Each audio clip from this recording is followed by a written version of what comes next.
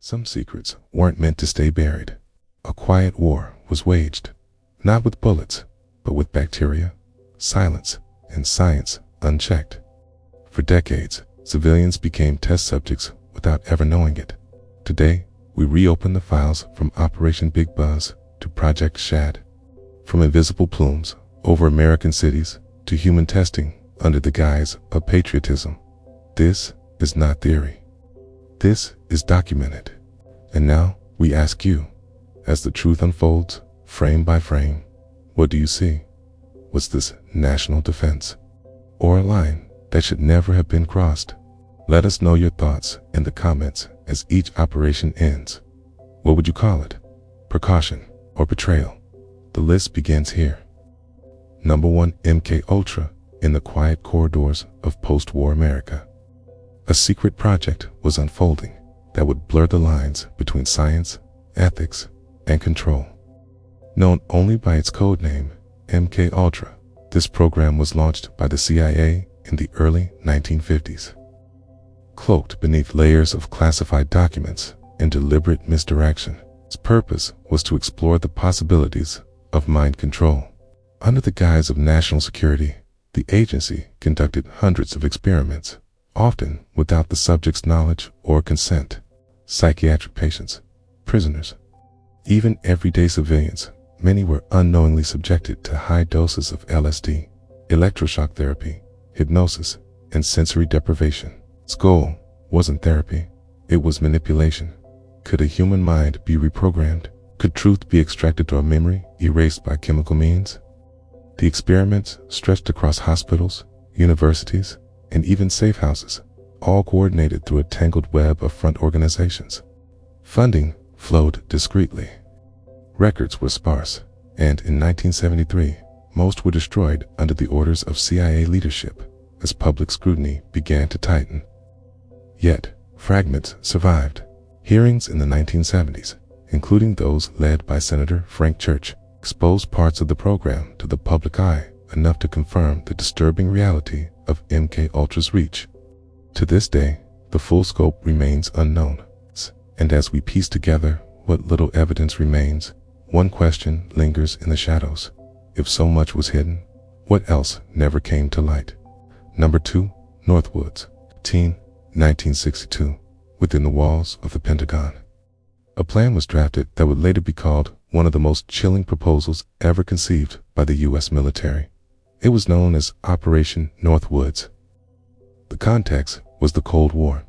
Tensions between the United States and Cuba had escalated following Fidel Castro's rise to power and the failed Bay of Pigs invasion.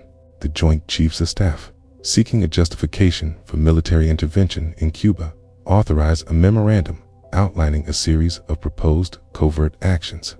But these weren't ordinary strategies of espionage. The document suggested staging acts of terrorism on American soil, faking attacks on U.S. military bases, orchestrating the hijacking of commercial airliners, and even simulating the deaths of American citizens. Its purpose: to create outrage, to rally public support for a war against Cuba by blaming these acts on Castro's regime. All of it would be fabricated, manufactured deception on a national scale. The proposal was presented to Secretary of Defense Robert McNamara, but it never reached execution. President John F. Kennedy rejected the plan, and shortly after, General Lyman Lemnitzer, the chairman of the Joint Chiefs, was removed from his post.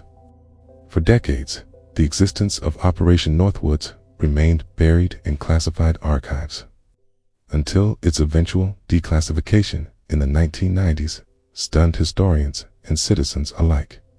Its implications remain disturbing, that a democratic government could consider sacrificing truth and lives for strategic gain.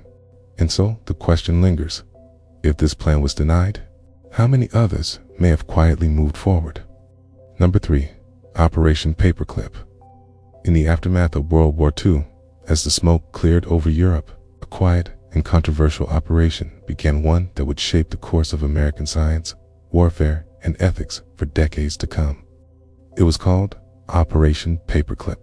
Between 1945 and 1959, over 1,600 German scientists, engineers, and technicians were brought to the United States under this secret program. Many of them had been members of the Nazi Party, and some had worked directly for the regime's war machine. Their knowledge was deemed too valuable to fall into Soviet hands. Among them was Werner von Braun, the visionary behind the V-2 rocket, Hitler's terrifying long-range missile, and later the architect of NASA's Saturn V rocket, which would eventually send American astronauts to the moon.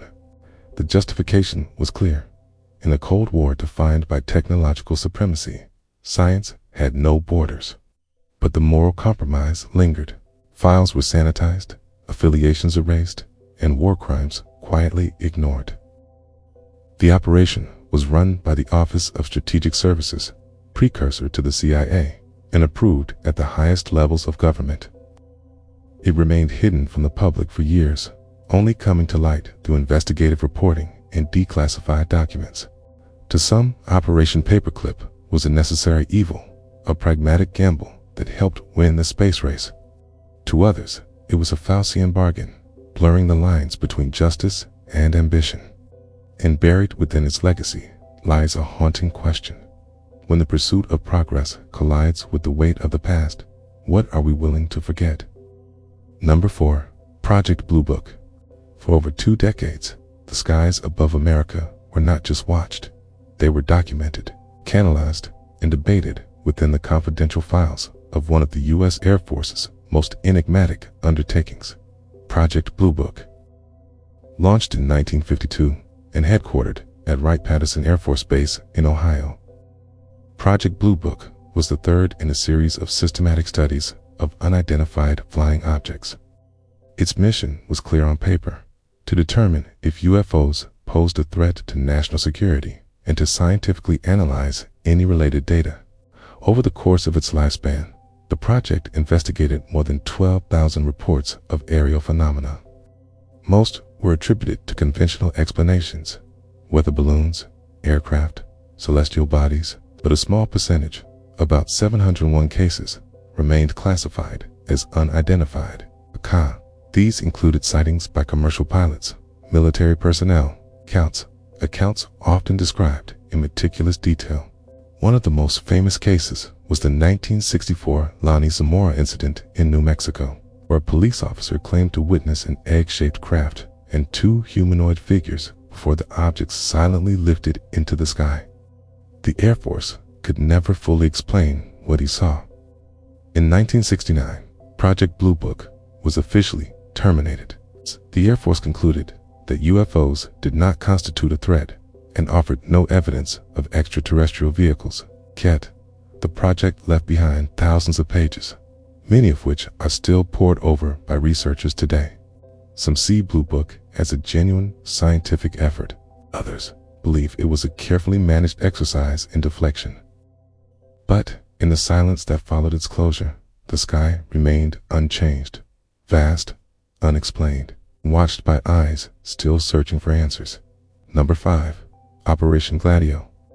In the shadowy aftermath of World War II, as Europe rebuilt itself, a secret network was quietly laid across the continent, not by enemy forces, but by Allied intelligence agencies. It was called Operation Gladio. Publicly unknown for decades, Gladio was a covert NATO initiative designed to counter a potential Soviet invasion. Its aim is to create stay-behind armies, secret paramilitary groups trained and equipped to resist occupation from within. Its hidden caches of weapons, anonymous operatives, and off-the-books funding ensured these units were prepared for the unthinkable. But the Cold War never turned hot, and still, these networks remained. Then, in 1990, Italian Prime Minister Giulio Andreotti stunned the world by confirming the existence of Gladio in Italy. Parliamentary investigations followed. What emerged was a troubling picture. Allegations that these clandestine forces were not merely dormant, but had been involved in domestic political manipulation, false flag attacks, and psychological operations designed to sway public opinion. In Italy, the so-called years of lead, marked by bombings, assassinations, and chaos, were suddenly seen through a new lens. Were these tragedies the work of extremist groups alone, or were hidden hands pulling strings behind the scenes. Official records remain limited. Many documents are classified. Other nations, including Belgium, France, and Germany, have faced their own Gladio-like revelations. At the full scope of this operation, its true reach and ultimate accountability remains veiled. It raises a disquieting question. When democratic nations build secret armies in the name of freedom, who decides when the mission ends, or if it ever does? Number 6. Operation Mockingbird. In the early days of the Cold War, when information became a battlefield as critical as any front line, a secret operation took shape within the walls of the CIA. It would come to be known as Operation Mockingbird. Its launch in the late 1940s. Mockingbird sought more than just intelligence gathering. It aimed to shape public opinion, both at home and abroad.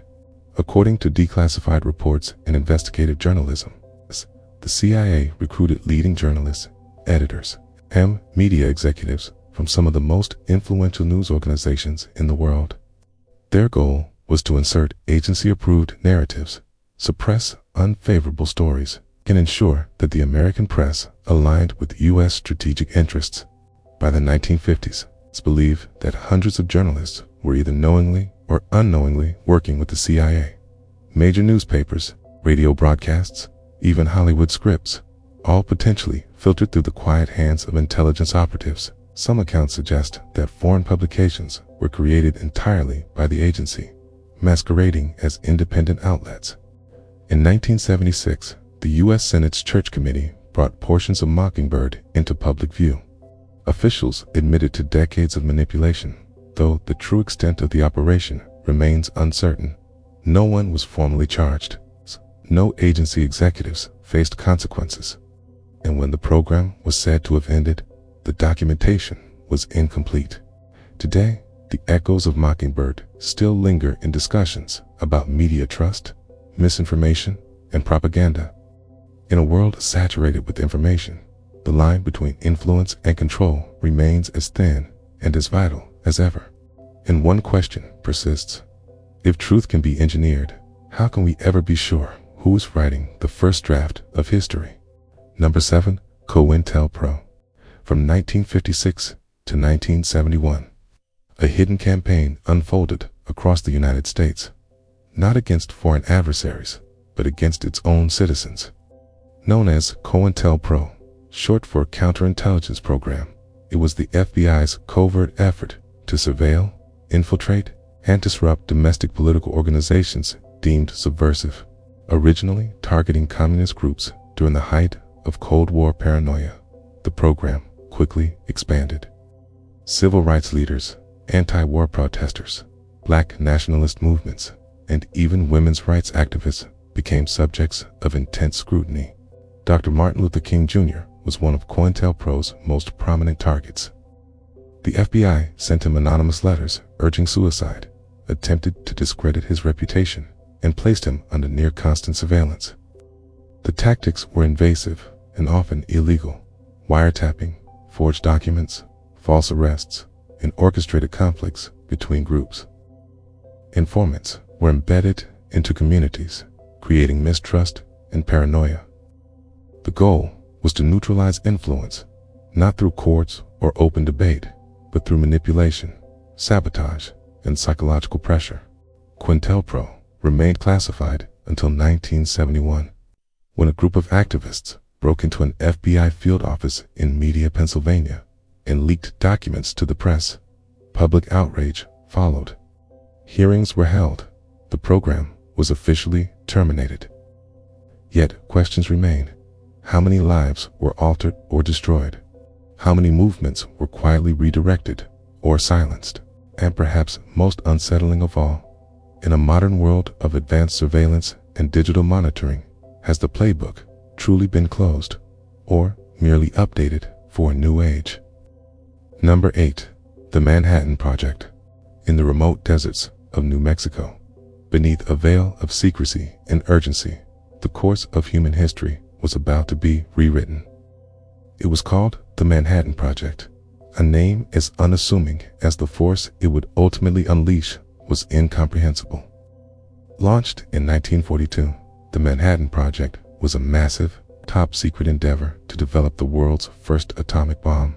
Scientists from across the United States, the United Kingdom, and Canada converged under military oversight, forming one of the most complex scientific collaborations ever attempted. Among them were names that would echo through scientific history: Oppenheimer, Fermi, Szilard, and Teller. Facilities sprang up in Los Alamos, Oak Ridge, and Hanford. Here, uranium and plutonium were isolated and refined through unprecedented chemical engineering. The theoretical was transformed into the tangible equations into explosive power. On July 16, 1945, in the stillness of the New Mexico morning, the first nuclear device, codenamed Trinity, detonated. The desert floor lit with an intensity rivaling the sun, and a new era of warfare was born. But beneath the triumph lay an unease. The very scientists who created the bomb wrestled with its moral implications. Some had feared Nazi Germany would build it first, but with the war in Europe ended, its use against Japan introduced questions that still haunt the conscience of modern civilization. What began as a race against time ended as a reckoning with power, a reminder that the greatest scientific breakthroughs often carry the weight of their consequences long after the smoke has cleared. Number 9. Operation Chaos. In the late 1960s, as the United States convulsed with protests, counterculture, and anti-war sentiment, a secret surveillance effort quietly unfolded, one that blurred the boundaries between foreign threats and domestic dissent. It was called Operation Chaos, launched in 1967 under the CIA's Directorate of Operations. Operation Chaos was designed to uncover foreign influence behind the American anti-war movement. At least, that was the official reasoning. The program was authorized by President Lyndon B. Johnson and later expanded under President Nixon. But what began as a foreign intelligence operation soon metastasized into something far more intrusive. Operating from a nondescript building in Washington, D.C., the program compiled files on over 300,000 American citizens and organizations, activists, journalists, students, and civil rights leaders, through informants, intercepts, and covert mail openings. The CIA sought patterns and connections that might indicate subversion, yet time and again, internal reports found no substantial evidence of foreign control. Despite this, the operation continued in secrecy for nearly a decade, growing in scope and aggression. It violated the CIA's legal mandate, which strictly forbade domestic spying. And yet, the lines were crossed repeatedly under the justification of national security. When Operation Chaos was finally exposed in the mid-1970s, it ignited a wave of public backlash, leading to the Church Committee hearings and sweeping intelligence reforms. But even today, as surveillance technology becomes more sophisticated and civil unrest ebbs and flows, one lingering question remains: how easily can a nation built on liberty mistake its own people for the enemy? Number 10. Project Stargate. In a quiet corner of American military intelligence, a unit once trained individuals not in weapons or tactics, but in the art of seeing through walls, cross oceans, and into minds. The name of this endeavor was Project Stargate, officially initiated in the 1970s. Project Stargate was the culmination of a Cold War fear that the Soviet Union had developed advanced psychic capabilities. In response, U.S. government began funding research into what would become known as remote viewing, the claimed ability to perceive distant or hidden targets through extrasensory perception. The program brought together an unusual collection of physicists, intelligence officers, and self-described psychics. Controlled experiments were conducted at facilities like the Stanford Research Institute, where subjects attempted to describe secret military installations, hidden hostages, or unknown objects, all from sealed rooms and with no physical clues. Surprisingly, some of their descriptions were accurate enough to attract serious attention from agencies, including the CIA and Army intelligence. Over the next 2 decades, Project Stargate expanded, rebranded, and quietly collected data on hundreds of missions, some of them reportedly aiding real-world operations. But in 1995, after years of skepticism and classified scrutiny, the program was officially terminated. A CIA commissioned report concluded that remote viewing had failed to produce actionable intelligence. Still, many questions remain. Did the government truly abandon the idea, or simply bury it deeper? Hey? And what exactly did they witness in those sessions behind closed eyes that science still struggles to explain? Number 11. Operation Ajax. In 1953, deep beneath the surface of diplomatic handshakes and oil contracts, a secret coup was unfolding, one that would alter the trajectory of an entire nation. The name of this operation was Ajax. In the early 1950s, Iran was on a bold path of nationalization. Prime Minister Mohammad Mossadegh had moved to take control of Iran's vast oil reserves from the British-owned Anglo-Iranian Oil Company, challenging decades of colonial economic dominance. For the West, particularly Britain and the United States, the implications were far-reaching. Fearing a loss of access to oil and the rise of communist influence, American and British intelligence agencies devised a plan. Under the joint command of the CIA and MI6, Operation Ajax was launched. The strategy combined propaganda, political pressure, and orchestrated chaos. Newspapers printed fabricated stories. Paid agitators were sent into the streets to spark unrest. Bribes were handed to military leaders and members of parliament. Within weeks, Mossadegh's government crumbled. In his place, the Shah, previously weakened, was reinstated with increased authoritarian power, backed by Western support. For Washington, it was seen as a strategic victory. But for Iran, it marked the beginning of a long and turbulent road, one that would culminate in revolution just 26 years later. Today, many historians view Operation Ajax not only as a pivotal Cold War maneuver, but as a cautionary tale. What other democracies, quietly inconvenient to foreign interests, may have been silently rewritten in the shadows? Number 12. Operation Cyclone. In the dry mountains of Afghanistan, during the height of the Cold War, a covert operation unfolded, one of the most expensive and extensive in CIA history. Its name, Operation Cyclone. Launched in 1979, Operation Cyclone was the United States' clandestine effort to fund, arm, and train Afghan Mujahideen fighters resisting the Soviet invasion. Billions of dollars flowed through secret channels, facilitated by intelligence liaisons and foreign partners, most notably Pakistan's ISI. Weapons, including Stinger missiles capable of downing Soviet helicopters, were funneled into remote guerrilla camps. Fighters were coached not only in battlefield tactics, but in ideological warfare. To policymakers in Washington, it was a strategic masterstroke. The Soviets, bogged down in a brutal and unwinnable conflict, suffered mounting losses. By 1989, the Red Army withdrew, and the Cold War tilted ever more in America's favor. But the long-term consequences of Operation Cyclone proved far more complex. Some of the same fighters, empowered by U.S. aid, would later form the backbone of extremist networks. Ideologies, once supported as tools of resistance, evolved into forces of instability. Today, the legacy of Operation Cyclone lingers like a ghost in geopolitical memory, a reminder that when nations move pieces on the global chessboard, the endgame can stretch decades beyond the final move. What happens when the tools of proxy war take on lives of their own? Number 13. Operation Midnight Climax. In a nondescript apartment tucked behind a San Francisco brothel, American intelligence tested the limits of secrecy in human psychology. This was Operation Midnight Climax, between 1955 and the early 1960s.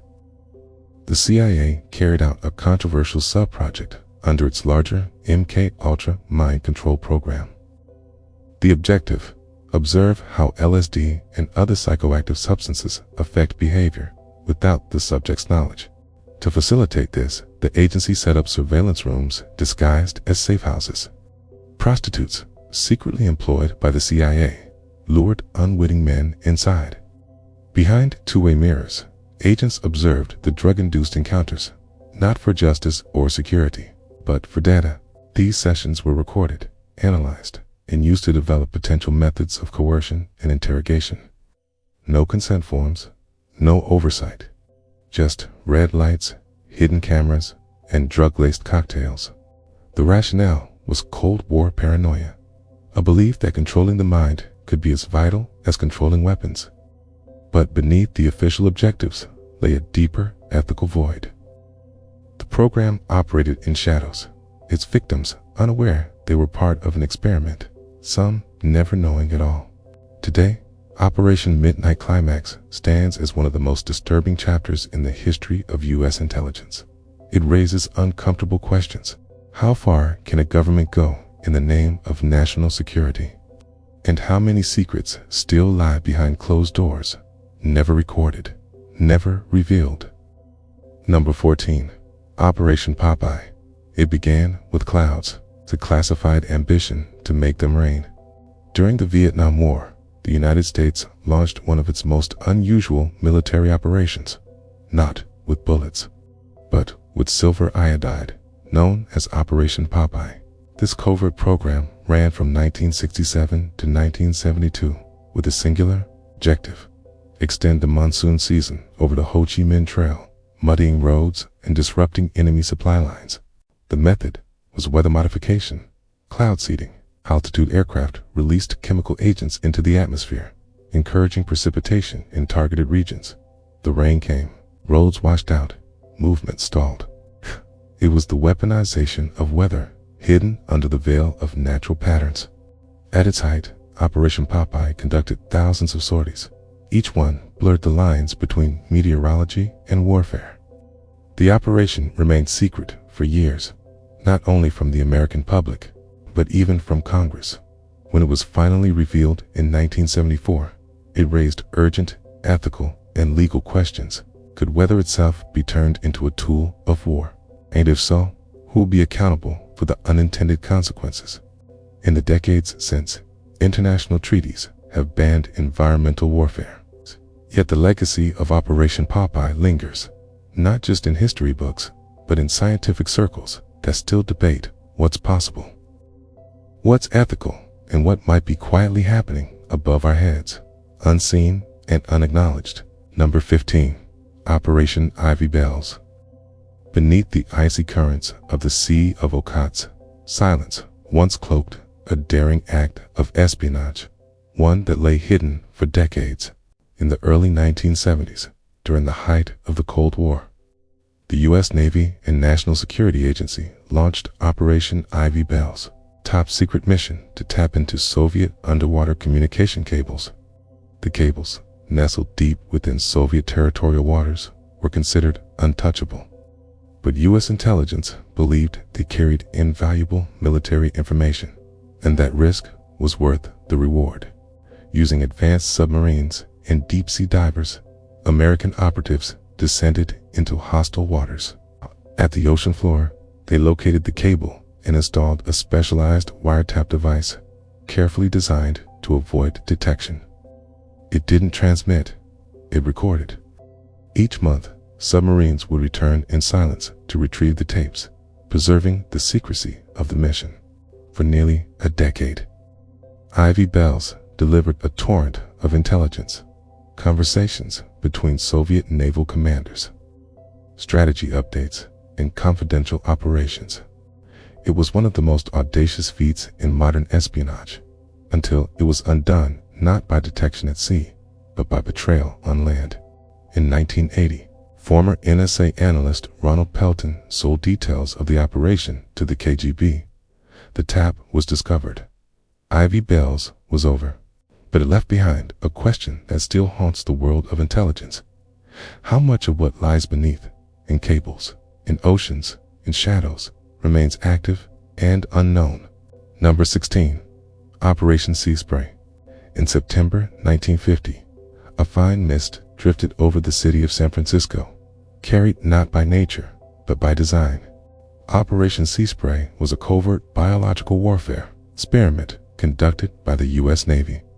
The objective is to simulate how a biological weapon might spread in a major American city. Without the knowledge or consent of the public, military vessels off the California coast released massive quantities of two types of bacteria, Serratia marcescens and Bacillus glabigi, believed at the time to be harmless. Within days, hospitals in the Bay Area began to report unusual infections. One man, Edward Nevin, died from a rare urinary tract infection caused by Serratia. His case was the first documented instance of that bacterium causing such an illness in a human. In retrospect, medical experts questioned whether the bacteria were ever as benign as the military had assumed. The test was just one of many similar experiments conducted across the country during the Cold War, as officials sought to understand vulnerabilities to biological attacks. But the secrecy and the risks to public health sparked outrage when the operation was declassified in the 1970s. Today, Operation Sea Spray stands as a controversial marker in the history of government experimentation, raising difficult questions about ethics, consent, and the invisible line between national security and civil trust. And perhaps more unsettling is the thought: what other experiments have vanished into the fog, undiscovered and unspoken? Number 17, Project Artichoke. In the early 1950s, behind locked doors and under layers of classified documents, the CIA launched a program with a chilling question at its core. Can we control the human mind? Known as Project Artichoke, this covert initiative sought to explore the limits of psychological manipulation. It's operated by the CIA's Office of Scientific Intelligence. The program combined hypnosis, forced addiction to drugs like morphine, and intense psychological pressure. The aim was to find methods of extracting information from unwilling subjects and, in darker corners of the project, to determine whether a person could be programmed to carry out acts against their will, even assassination. Experiments were conducted on both volunteers and unknowing subjects. Some were imprisoned foreign nationals, others were American citizens. Many were dosed with LSD, barbiturates, or subjected to electroshock therapy, all without informed consent. Records suggest some were left in altered mental states for days. The ethical boundaries blurred and eventually collapsed. Project Artichoke eventually evolved into the more widely known MKUltra. But unlike its successor, Artichoke remains more obscure. Its records scattered, its testimonies scarce. What little remains hints at a grim chapter of psychological experimentation, one that pushed the boundaries of science, secrecy, and morality. And while many of its files have been destroyed or redacted, one question lingers in the shadows: did they ever succeed in creating a mind that could be broken and rebuilt to obey? Number 18, Project Monarch. In the dim corridors of conspiracy and intelligence history, one name continues to surface: Project Monarch. But unlike officially documented operations, this project exists in the blurred space between fact and allegation. Allegedly an offshoot of the CIA's MKUltra program, Project Monarch is said to focus on trauma-based mind control. Victims, many of whom claim to have been subjected from early childhood, describe systematic abuse intended to fracture the psyche, creating separate alter personalities. These alters could then, reportedly, be programmed with specific skills, behaviors, or missions, essentially turning human beings into controllable assets. The methods described involve extreme psychological trauma, often tied to dissociative identity disorder. According to testimonies from self-proclaimed survivors, symbolism played a key role. Butterflies, mirrors, and dolls used to reinforce identity fragmentation. Some researchers point to patterns in pop culture and public figures, claiming subtle hints of monarch programming hidden in plain sight. But without hard evidence or declassified files, the claims remain speculative. No government document has ever confirmed Project Monarch's existence. Like MKUltra, which has been validated through hearings and FOIA releases, Monarch remains shrouded in ambiguity. Some dismiss it as disinformation, others as truth buried too deep to surface. And so the question lingers: is Monarch merely a myth woven from paranoia? Or is it the fragment of a hidden machinery that continues to shape minds from the shadows? Number 19. Project MK Naomi. In the shadowed chapters of Cold War experimentation, one project remains largely obscured, its files scarce, its implications unsettling. This was Project Naomi, jointly run by the CIA and the U.S. Army's Special Operations Division at Fort Detrick. It functioned from the 1950s into the 1970s as the covert, biological counterpart to MK-Ultra. While MK-Ultra delved into mind control through drugs and psychological manipulation. But this operation pursued a different frontier: weaponized disease. Documents suggest their mission involved the development, storage, and possible deployment of biological agents that were deadly, pathogens designed to incapacitate or eliminate targets with surgical precision. These were not traditional battlefield weapons, but tools for espionage, invisible, deniable, and devastating. Infectious materials such as anthrax, smallpox, and botulinum toxin were reportedly tested, along with delivery mechanisms disguised as everyday items like a contaminated handkerchief or a poison-tipped pen. The program also focused on countermeasures, vaccines, and antidotes that would ensure American operatives could be shielded from their own biochemical arsenal. Most of the files related to the project were destroyed in the early 1970s. Under orders following the Watergate scandal, what remains is fragmented, partial memos, vague references in congressional hearings, and a trail that vanishes just as it begins to deepen. Was MK merely defensive preparation in an era of global paranoia? Or was it something far more lethal, engineered in silence and still echoing in the unseen corners of modern warfare? Number 20. Project Killtop. At a time when the lines between science and secrecy were increasingly blurred, one program operated almost entirely in the shadows. Project Killtop, launched by the CIA in the early 1950s. Killtop was the agency's quiet entry into the realm of psychological warfare. While better-known projects like MK-Ultra grabbed headlines for their controversial drug experiments, focused instead on the institutional study of human behavior, particularly how it could be manipulated, controlled, or dismantled. Headquartered at a prestigious university in South Korea, the program enlisted academic minds under the guise of academic research. Its mission: to explore the psychological effects of isolation, coercive interrogation, and indoctrination. The context was Cold War urgency, fueled by reports of American polls in Korea displaying sudden ideological conversions. Could the mind be reshaped? Could loyalty be erased and rewritten? Little documentation remains, but what has surfaced revealed an unsettling framework. Under Killtop, researchers may have tested methods of psychological pressure that bordered on ethical collapse, deliberate disorientation, induced stress, and personality fragmentation, unlike other projects that pursued chemical solutions. Killtop appeared to seek behavioral ones tools that required no drugs, only time and technique. The program eventually folded into broader machinery, leaving behind almost no trace, except questions. Was Killtop a dry run for more elaborate mind control operations, or a quiet failure erased from institutional memory? The deeper one looks, the more the mind becomes both subject and weapon of a hidden war. Number 21. Project 112.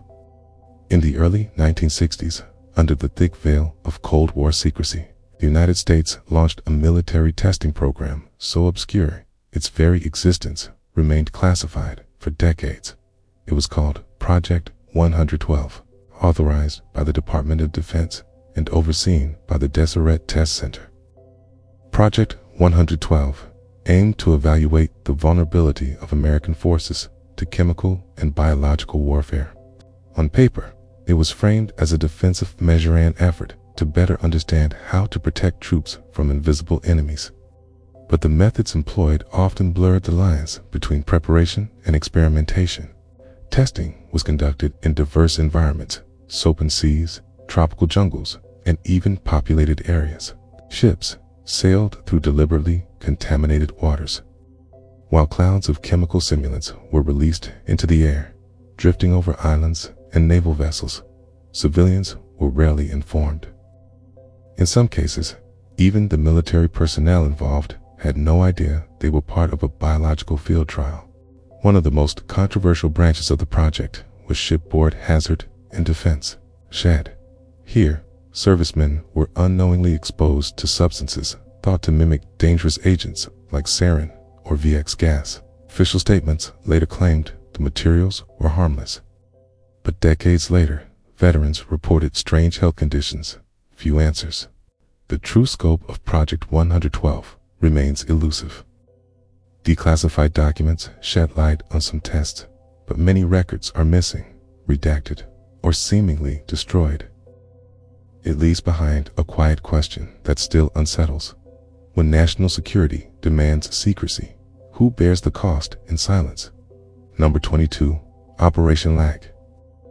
At first glance, it was just another cold wind sweeping across the American Midwest. But what drifted through the skies in the late 1950s was far from ordinary. This was part of a covert military program known as Operation LAC, Large Area Coverage, conducted by the U.S. Army Chemical Corps between 1957 and 1958. Operation LAC was designed to test the feasibility of dispersing microscopic particles over vast regions of the United States. The objective was not destruction, but data.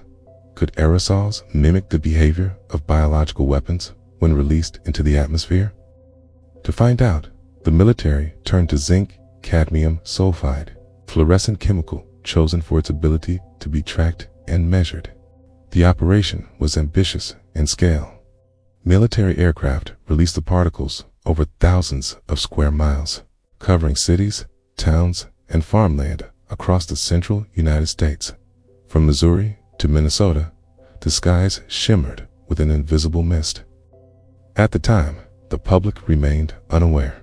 Government officials insisted the chemical posed no threat to human health, but the long-term implications were never fully studied.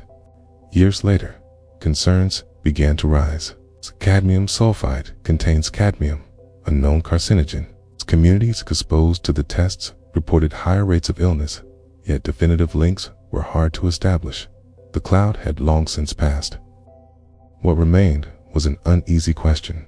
How many more silent experiments settled over American soil, and how many secrets drifted away, never meant to be traced?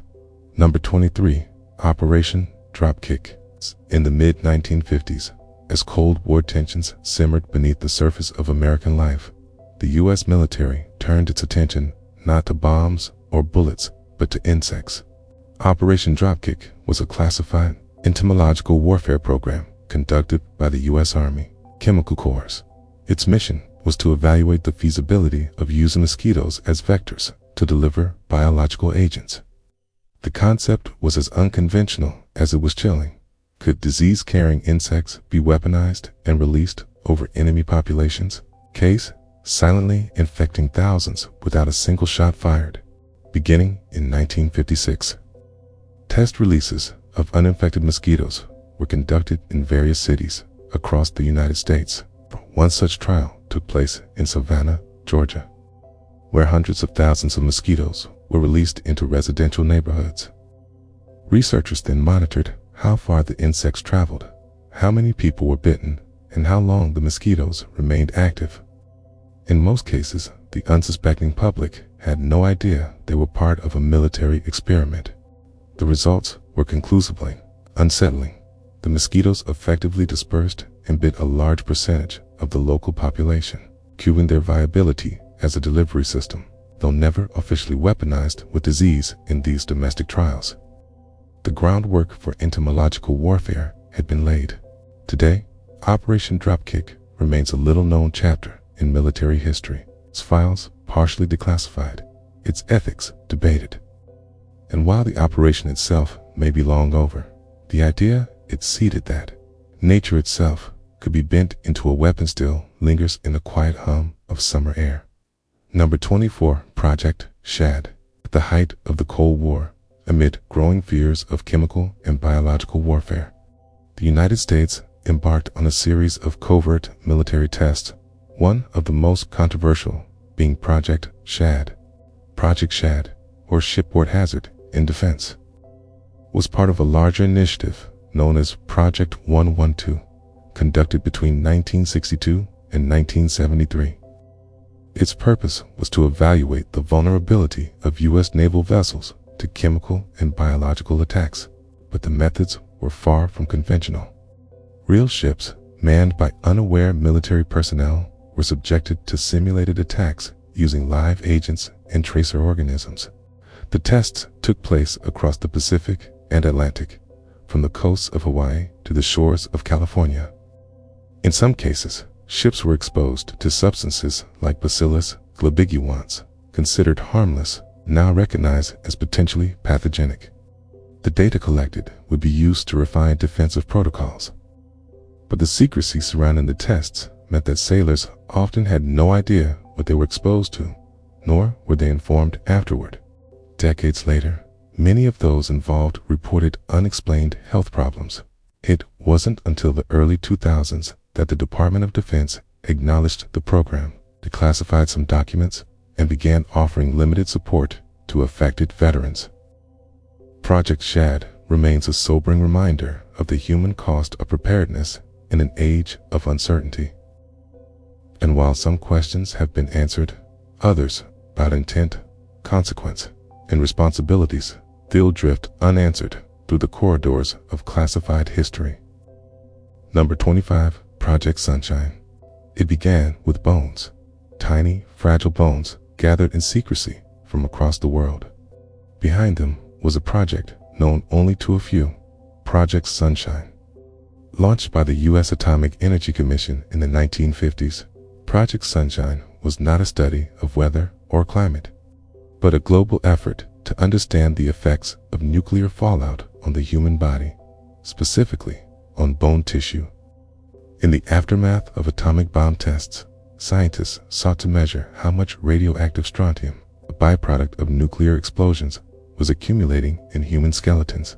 To do this, researchers collected samples from deceased individuals, often infants and young children. Many of these remains were obtained without consent through hospitals, morgues, and even overseas facilities. In one of the most disturbing disclosures, a British pathologist admitted to supplying over 1,500 samples from stillborn babies to American authorities without informing their families. The goal was scientific, to gauge long-term risks of atmospheric nuclear testing on human health. But the ethics were murky, and for decades, families had no idea their loved ones had been part of an experiment conducted in silence. It wasn't until the 1990s, through declassified reports and public hearings, that the full scope of Project Sunshine began to emerge. Yet even now, the complete list of locations, participants, and outcomes remains unclear, as if scattered like dust in the wind, much like the fallout it tried to measure. Number 26, Operation Big Itch. In the quiet deserts of Dugway Proving Ground, Utah, a strange experiment unfolded in the late summer of 1954. It was called Operation Big Itch, and it had nothing to do with conventional warfare. At its core, Operation Big Itch was a U.S. military field test to explore the viability of using insects as biological weapon delivery systems. The insect of choice, the tropical rat flea, Synopsilla chiapis, a known carrier of deadly diseases like bubonic plague. These fleas were packed into specially designed munitions, E-14 and E-23 bombs, engineered to burst midair and release their cargo over simulated enemy territory. The objective wasn't to infect, but to study dispersal patterns. How far would the fleas spread? Could they survive the drop? Would they seek out warm-blooded hosts on the ground? To test this, guinea pigs were strategically placed across the drop zones, and aircraft released the canisters at altitudes ranging from 1,000 to 2,000 feet. The results were unsettling. Fleas not only survived, but successfully located to test animals. One malfunction, however, caused the insects to infest the aircraft itself, biting the crew and underscoring the unpredictable nature of such a weapon. Although Operation Big Itch remained classified for years, it raised profound ethical and tactical questions. Insects had been used in warfare before, but never with such calculated precision. And while the operation was deemed a success, it quietly hinted at the lengths nations were willing to go in the pursuit of biological dominance, and how close the line between experiment and catastrophe can sometimes be. Number 27. Operation Big Buzz. In the sweltering heat of Georgia's summer in 1955, something unusual filled the skies over Savannah. Not rain or smoke, but mosquitoes. Operation Big Buzz was a U.S. military entomological warfare test designed to explore a controversial question. Could disease-carrying insects be used as a weapon of war? The mosquitoes were carefully monitored. Researchers placed traps across the city, interviewed local residents, and collected data on the insect's ability to survive the drop, seek out blood meals, and remain viable vectors in a real-world environment. The results were troubling. Not only did the mosquitoes survive the release, but many actively bit humans, confirming their potential as a delivery system for biological agents. Although no diseases were spread during the test, the implications were clear and deeply unsettling. This wasn't an isolated experiment.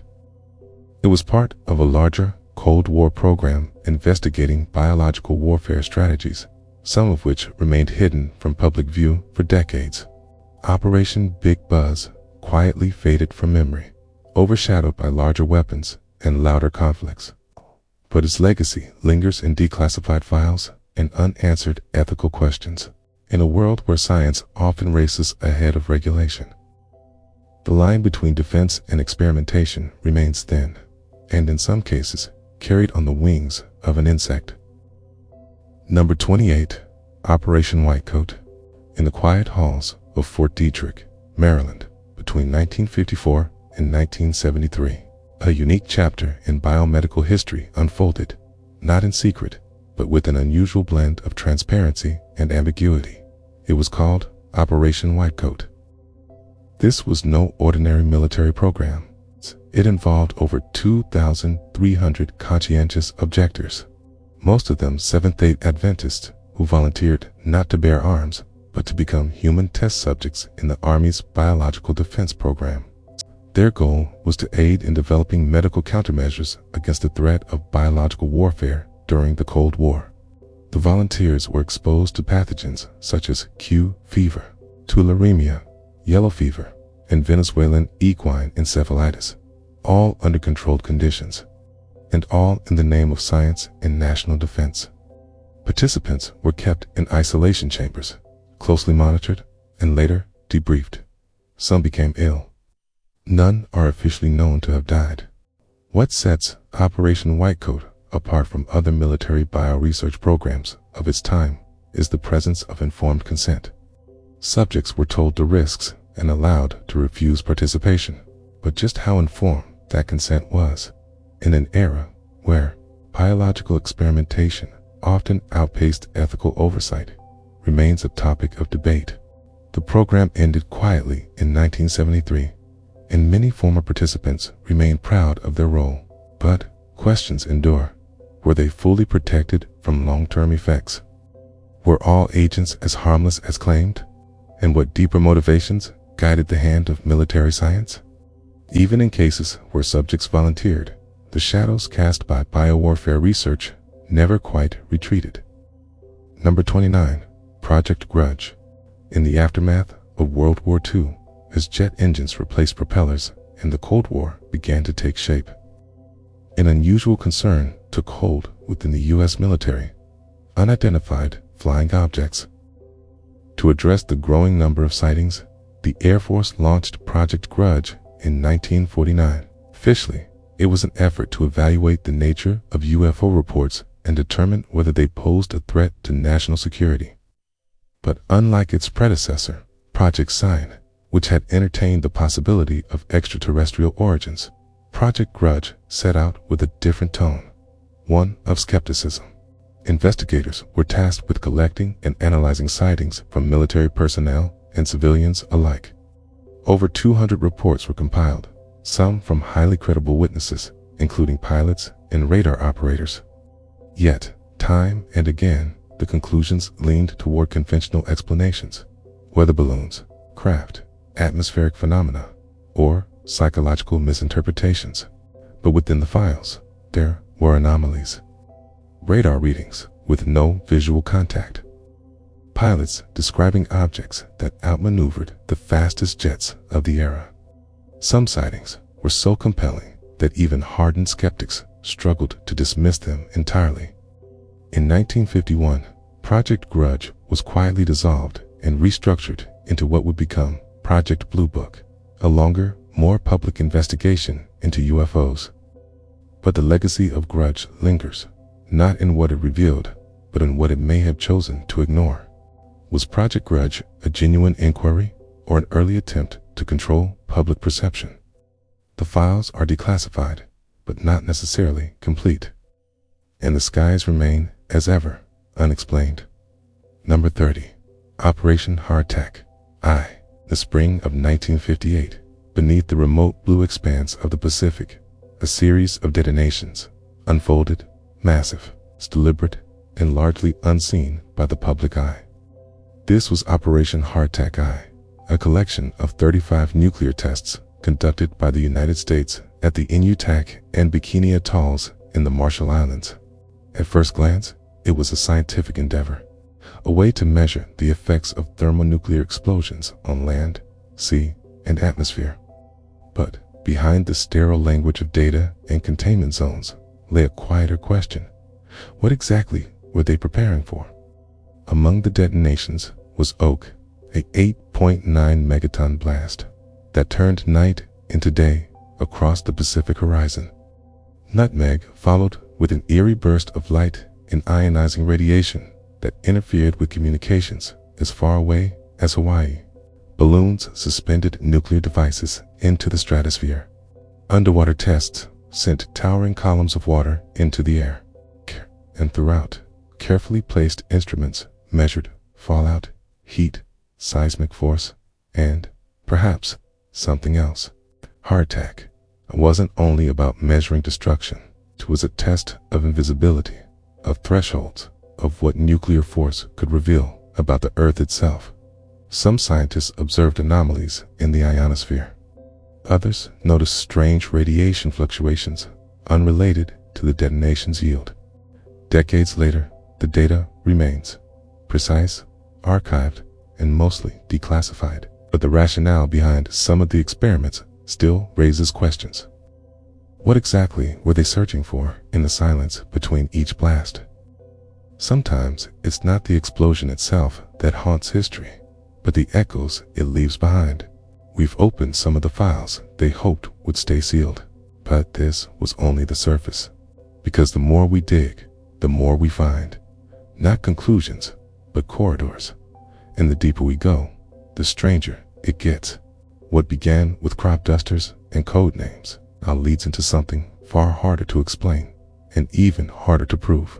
In part 2, we followed the trail beyond science into what may no longer be just experimentation, but control. The question isn't what they did. The question is, when did they stop?